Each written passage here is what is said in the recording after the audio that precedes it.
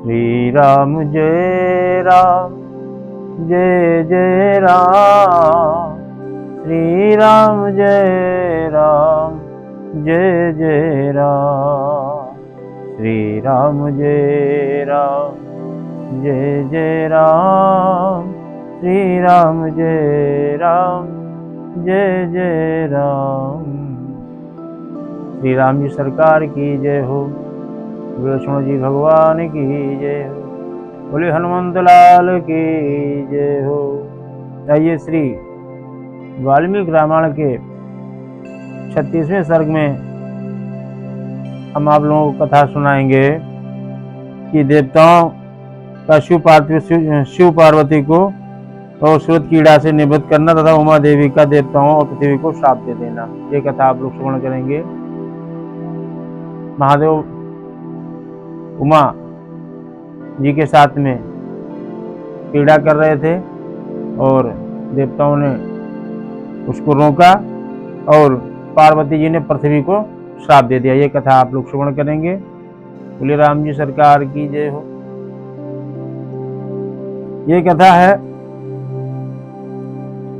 और महर्षि विश्वामित्र जी ये कथा राम जी को सुना रहे हैं। तो कथा के शुरुआत में राम जी ने कहा कि हे महामुर्ष, हे महर्षि महामुने, आप हमको ये बताएं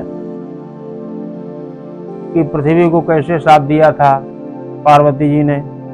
तो विश्वामित्र जी ये कथा सुना रहे हैं।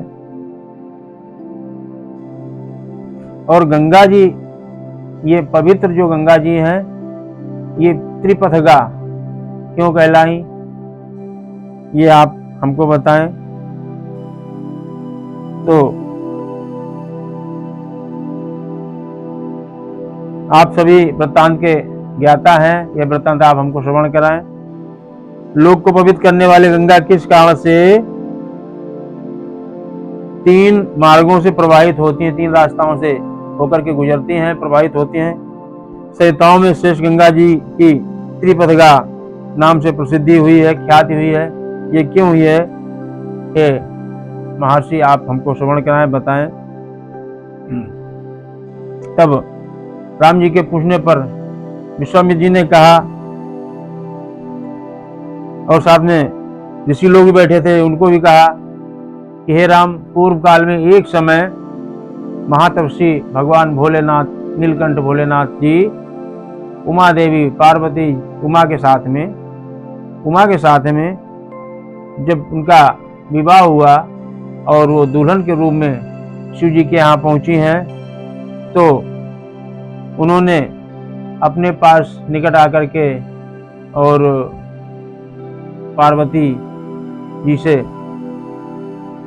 उनको आलिंगन में ले लिया और रति क्रीड़ा आरंभ कर दी। और उमा पार्वती के साथ क्रीड़ा करते हुए उनको 100 दिव्य वर्ष व्यतीत हो गए। 100 वर्षों तक उन्होंने क्रीड़ा की। और जब 100 वर्षों तक क्रीड़ा की और उसके बाद भी उनके गर्भ से कोई भी संतान उत्पत्ति नहीं हुई, 100 वर्ष तक क्रीड़ा करने के बाद भी कोई संतान उनके गर्भ से नहीं हुई है। इधर देवताओं ने देखा कि महादेव उमा के साथ में रत क्रीड़ा में व्यस्त हैं और दिव्य 100 वर्षों तक उनके पास अपना समय व्यतीत कर रहे हैं। 100 वर्ष हो चुके हैं और अभी भी वो रत क्रीड़ा में लीन है। तो देवता लोग उनके पास पहुंचे और हाथ जोड़ करके सभी देवता लोग उनके पास गए और उनका आवाहन किया। आवाहन करने के बाद में क्यों कुपित न हो जाए, ऐसे समय पहुंच रहे हैं हम लोग, तो उनका आवाहन किया। और आवाहन करने के बाद में बोले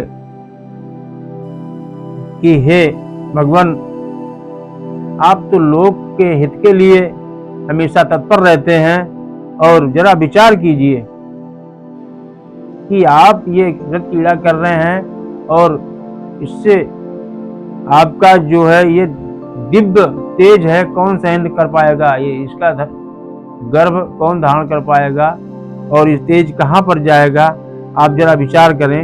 देवताओं ने प्रणाम करके भोलेनाथ से कहा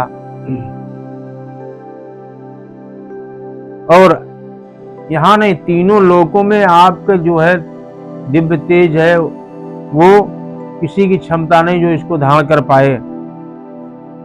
और आप उमा देवी के साथ में ये रत कीड़ा छोड़ दीजिए, बंद कर दीजिए, रत कीड़ा मत करें और तीनों लोगों के हित के बारे में आप सोचें। और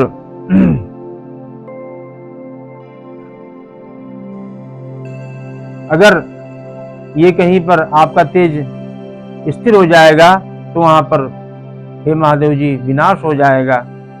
देवताओं ने निवेदन किया उनसे और सब लोग महेश्वर शिव ने बहुत ही प्रसन्न होकर कहा ठीक है, ऐसी बात है तो अच्छा, अब हम आपका अनुरोध स्वीकार कर लेते हैं। और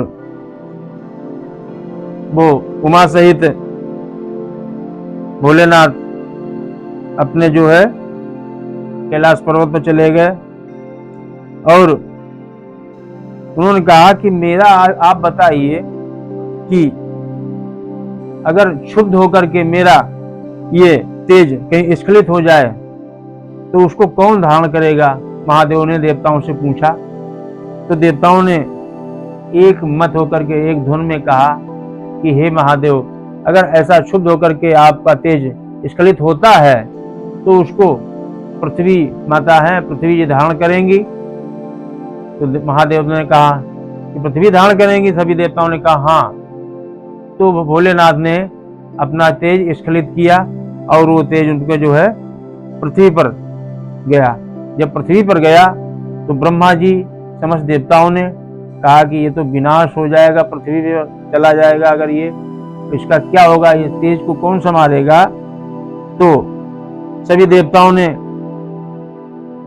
अग्निदेव से कहा और वायुदेव से कहा कि हे वायुदेव, आप अग्निदेव का सहयोग करें। और अग्निदेव से कहा कि आप इनके तेज को अपने पास संगठित करके रखें। तो सूर्यदेव ने, वायुदेव ने और अग्निदेव ने वैसा ही किया और अग्निदेव से व्याप्त होकर के वह तेज श्वेत पर्वत के रूप में परिणित हो गया। जो वो तेज था तो अग्निदेव के पास जो था वो व्याप्त होकर के और एक श्वेत पहाड़ के रूप में व्याप्त हो गया और वहां पर दिव्य सरकंडों का एक वन उपलब्ध हो गया। सरकंडों का एक वन तैयार हो गया जो अग्नि और सूर्य के समान तेजस्वी प्रतीत होता था। और उसी वन में अग्निजनित महातेजस्वी कार्तिकेय का प्रादुर्भाव हुआ। उसी सरकंडे के वन में कार्तिक का प्रादुर्भाव हुआ। इसके बाद सभी देवता प्रसन्न होकर के और पार्वती और शिव के बड़े भक्तिभाव से उनका धन्यवाद किया। और इसके बाद पार्वती जी बड़ी ही क्रोध में आ गई कि मैंने भोलेनाथ के साथ में दिव्य 100 वर्षों तक रत क्रीड़ा की और उसका परिणाम क्या निकला। देवताओं ने आकर के और हमारी वाट लगा दी।